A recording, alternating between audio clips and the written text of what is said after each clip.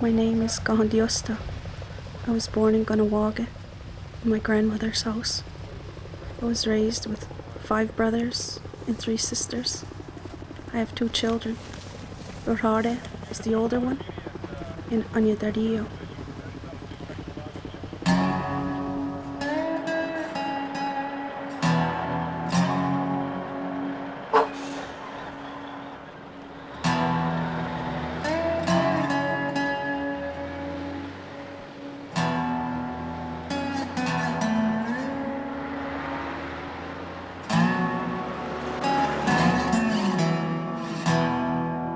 I'm from the Mohawk Nation, and that means that there are no borders within the region of the Mohawks.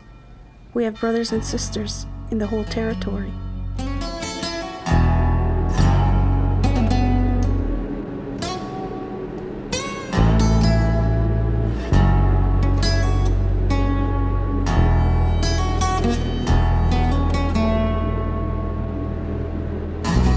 St. Lawrence Seaway cuts right through our land. And once that came through in 1956, a number of families were forced to relocate.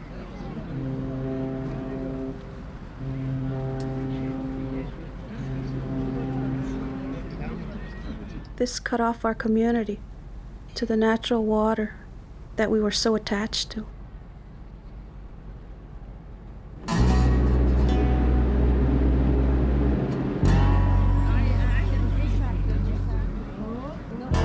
We hear the stories of the way life was just 50 years ago. Our people used to be fishermen. In my lifetime, we just see a big mound of steel going by.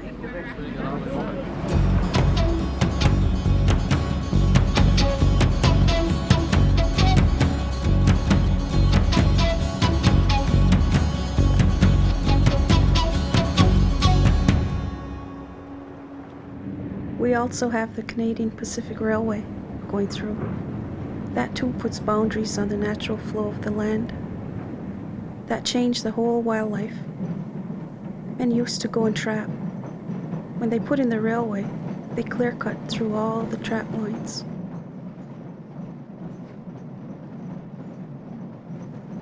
We have the Mercier Bridge, which is a major artery on the provincial highway. We hear the noise, the traffic in the morning. We can see it from any point in Kahnawake.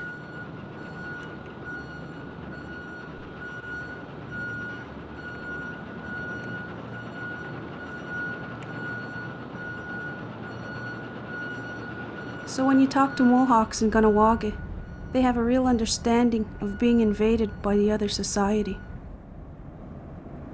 People gathered in different places and spoke of the land issue, the way the government treated us as a people throughout history.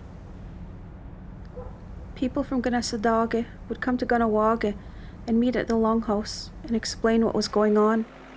The same kind of invasion by land developers was occurring in Kanesatake and Oka, this time for the enlargement of a golf course and a housing development on sacred ground called the Pines. A small group of Mohawks had been occupying the area for 4 months, so I went to Kanesatake to check out the situation and stayed until the end of the standoff.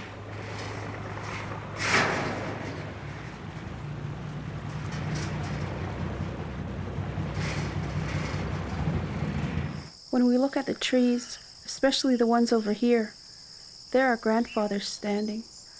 They've seen so much on this Mother Earth, just in this area. They offer their medicine for the people to use. They're not just standing there in the way of a golf club. When we burn tobacco, we give thanks to Oka, that's the trees. Being Mohawk, being Kahnawake, I carry myself and act in the way I was brought up, with respect for the whole of creation. And then I walked, and then the cemetery's right there. I understand that when they put the road in, that they dug up bones and everything. That's all our ancestors.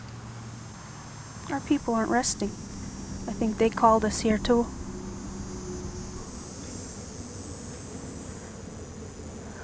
I says, we can't let them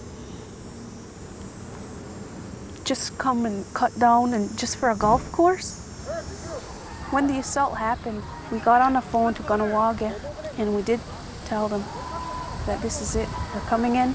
We all thought we were gonna die. We told them to blow that bridge right now because they're coming in on us now. So they went and they took over the bridge and blocked all the roads.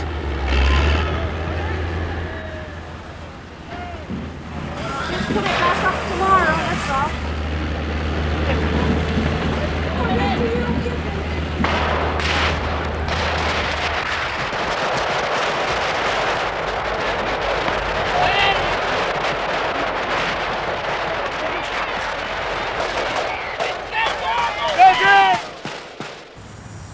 We didn't think they would shoot. We didn't know that anyone did get hit at the time. Pickup truck came around and they says, you all gotta get out to the middle, the women. Then all the cops pulled back. They didn't have keys to start the vans or trucks, so they had nothing else to do but run, because we shot back. So that's when our people started to use what we could to build up more resistance. Because we weren't leaving, there wasn't a riot squad there. It was the SWAT team. A police officer was killed. Something terrible happened here, all because of greed. And we got ready for the second wave. We were ready. We were all ready to die. We didn't want to. Might as well go with the land, because it will never be the same. Killing a few Indians won't make the news, but with that bridge gone, that would make the news. That's why they're negotiating. If they would have killed us, if we didn't have a phone to call Kahnawake, they could have killed us. Nobody would have known. Oh, they're the troublemakers, they would have said. See, if you look at the papers, they don't talk about the man anymore, the one that was put down. That's not, they don't talk about Kahnawake. They talk about the Mohawks in Kahnawake.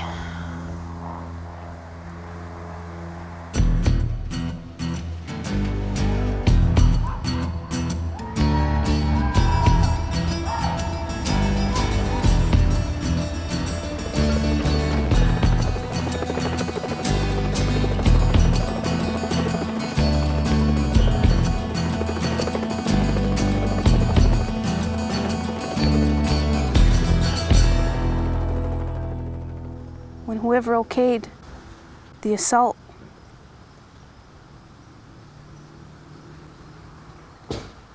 did that, they made the issue bigger than what it is.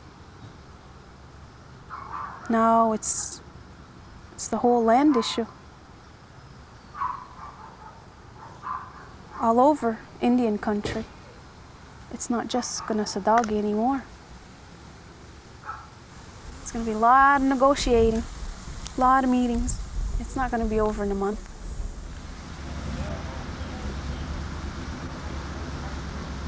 In the past few years, the men start organizing. And since then, we've been helping other nations. That's why they're here, to provide for us and to defend us. And for the women, it's our mother, the earth. We feel for what she provides. Since Kahnawake negotiated the opening of the bridge, they started clearing the roads. It was then we saw on TV that the Mercier Bridge would be open to the public and that all barricades in Kahnawake would be lifted. That's when the army advanced on us in Kahnawake and took over our bunkers. We thought all our men that were out there would resist the army coming onto the territory.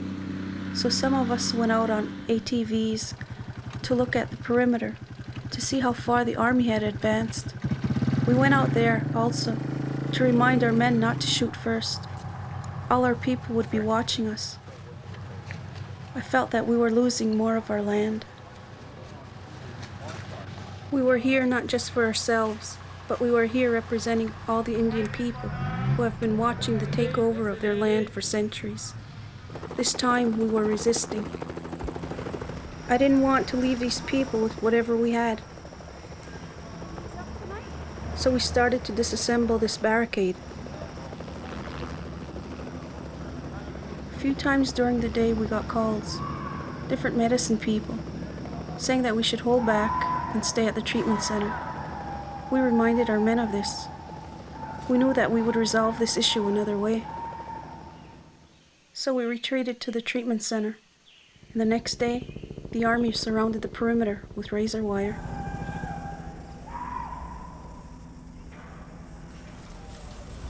We knew they would keep someone for the death of Corporal LeMay. We were there for a reason, and we were going to fight it out. So when people started talking about leaving, some of us didn't want to hear it. He says, well, if people want to leave, you can leave. We won't be mad. He says, I'll let my children go, and, they'll be well taken care of. I know that.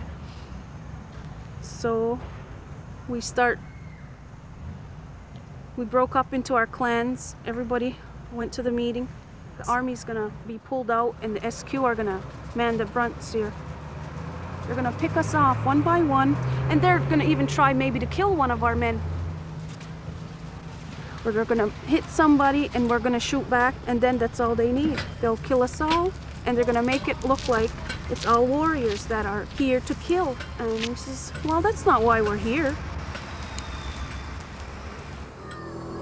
I don't want my children killed, but I want them to see the struggle we're going through.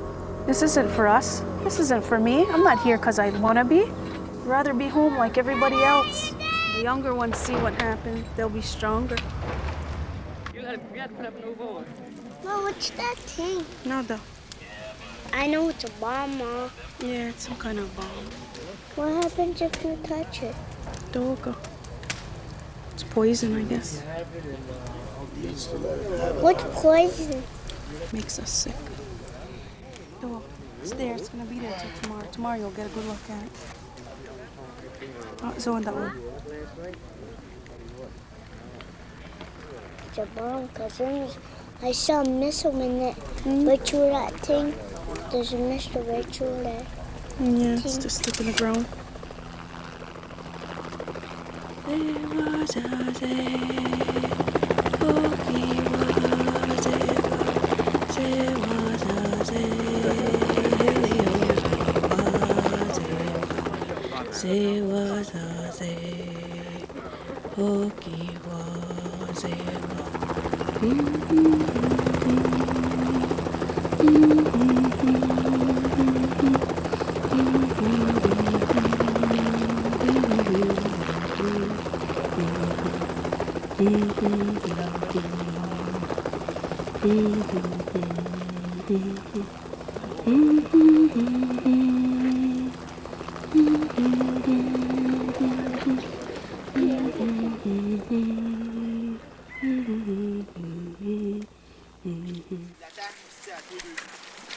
A message came on the radio, and it was in Mohawk, that we've done all we could, that it was time to go home so the negotiations could continue. I want my kids to go with someone because I know I'm gonna fight back. The whole issue too was laying down our arms.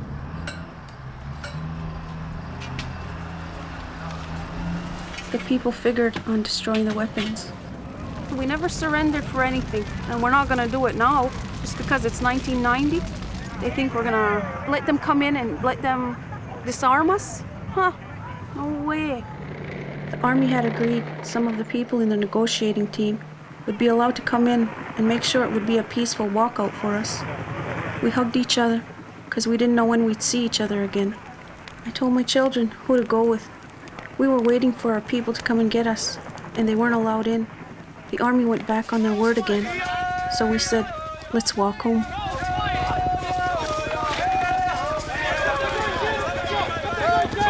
I got put down right away. They pushed my arm back because I'd hit a soldier.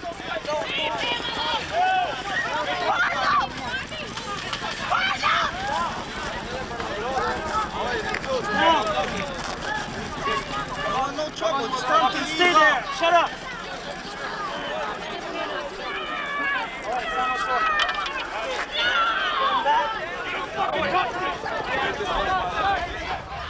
And there was 2 other women made it down the hill, and they had my son. And I was wondering where he was.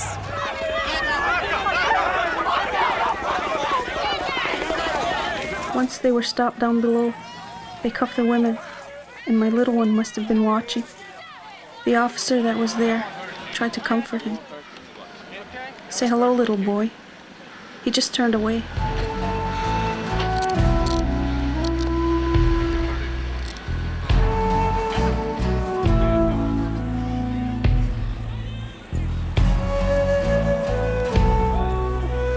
So when they pulled up the hill and next to the bus, the women got out and he got out and he climbed on top of the car.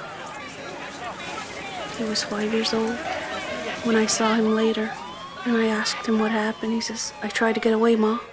When he came on the bus, I stood up and he came to me. But I couldn't hug him.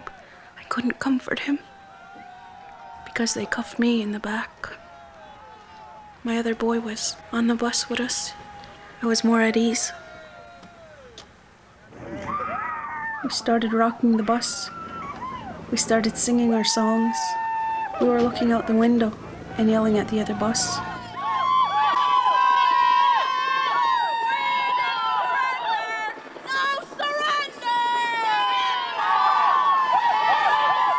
We didn't know where we were going.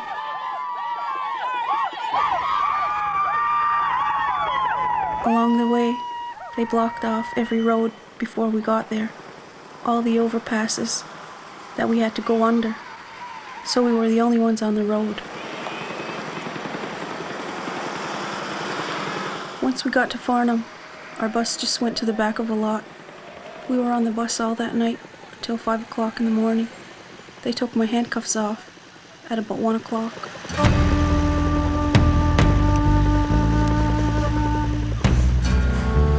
For the men, each one had to come off one at a time. Then they were brought to a barrack.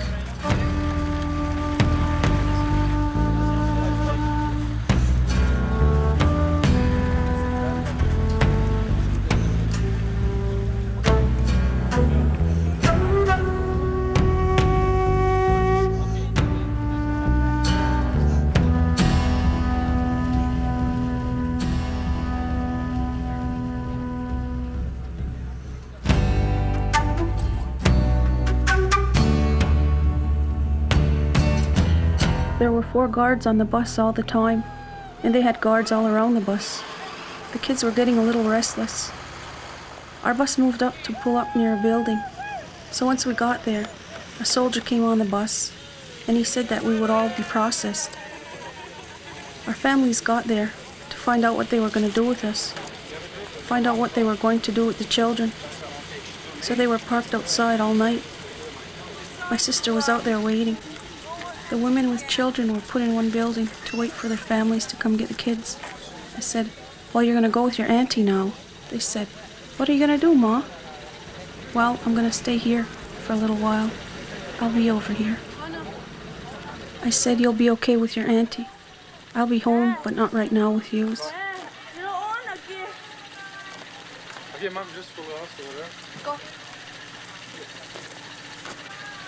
I was brought to this little office, and in there were 2 provincial police plainclothes investigators. And they told me to pick street clothes to wear, because I had on a camouflage t-shirt and pants.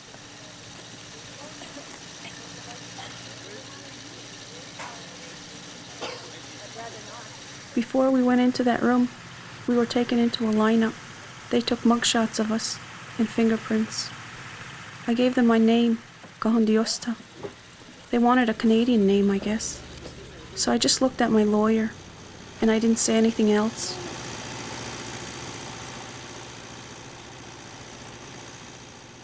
In the morning, the soldiers brought in breakfast. Not many wanted to eat. Hey, mon chef, appelle le PC puis confirme si on doit se parler, les femmes et les hommes, parce que là, ils se parlent.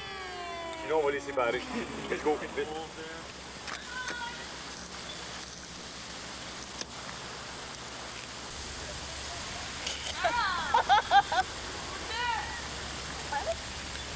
Okay,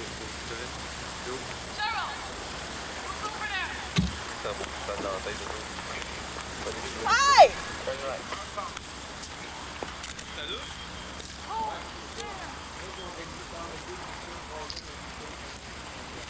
See you later. See you later. Bye, ladies. Our love to you. Be strong.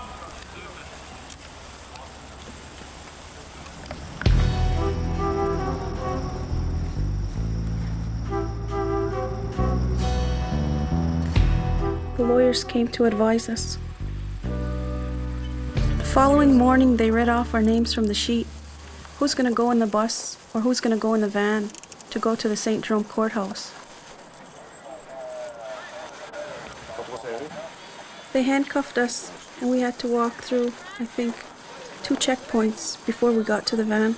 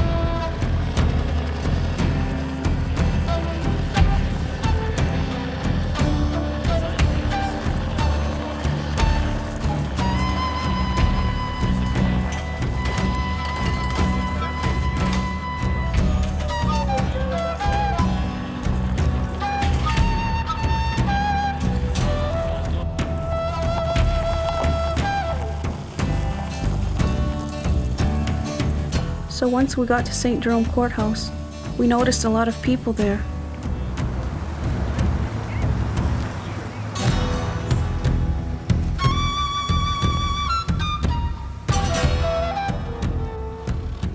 We started recognizing different relatives, so I just said, "Oh, I saw your father. I saw your husband." We were happy. First time we walked into the building, we didn't even make it to the cell. We had to turn around and get back into the van. So we were all still handcuffed. We were back in the van. They didn't tell us why. We didn't know whether this was regular procedure or what. Later we learned there had been a bomb scare.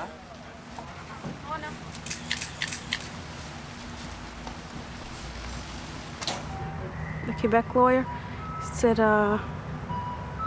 he didn't want just my Mohawk name, he wanted to have an English name. He says, for the court records, we have to have another name, Canadian name, so that they can check to see if I have a record, to see if I'm wanted or, if I have any previous trouble with the law, I guess. They said they would release all the women except me. So we were all sent back downstairs to the holding cells. One lawyer came in. He took me in another room. He says, you're going to be the only woman left here to stay extra time, and they're going to take you back to Farnham. He says, there's all soldiers there. He says, they can do things to you, beat you up or rape you or whatever. Doesn't look like they'll release you today. I says, well, I'm here for a reason. I'm not here just to do what they want, just because the prosecutor that wants to, change my name. He left and I went back into the holding cell with the other women. The other lawyer came down. He called me to the front of the cell. He says, you could get out today. He says, but if you give an English name. I says, they took enough from us. I said, we've been through enough. I says, he wanted me to give another name just to satisfy the courts.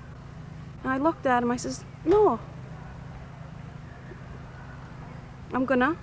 I want this name on a record. I want my name on a record, and if they don't respect it, well, we'll have to deal with it later.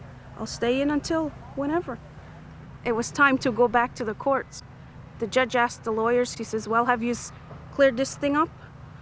The prosecutor says, no, we can't accept her using just one name. We didn't come to an agreement. So my lawyer got up and he says, She is using her Mohawk name. He told my name, Kahentiiosta.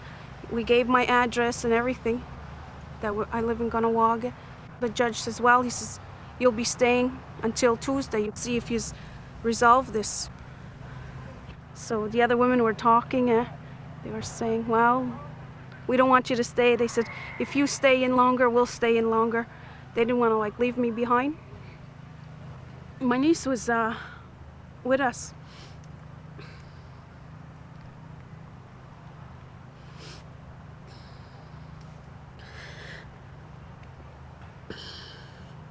Then I didn't want her to find out.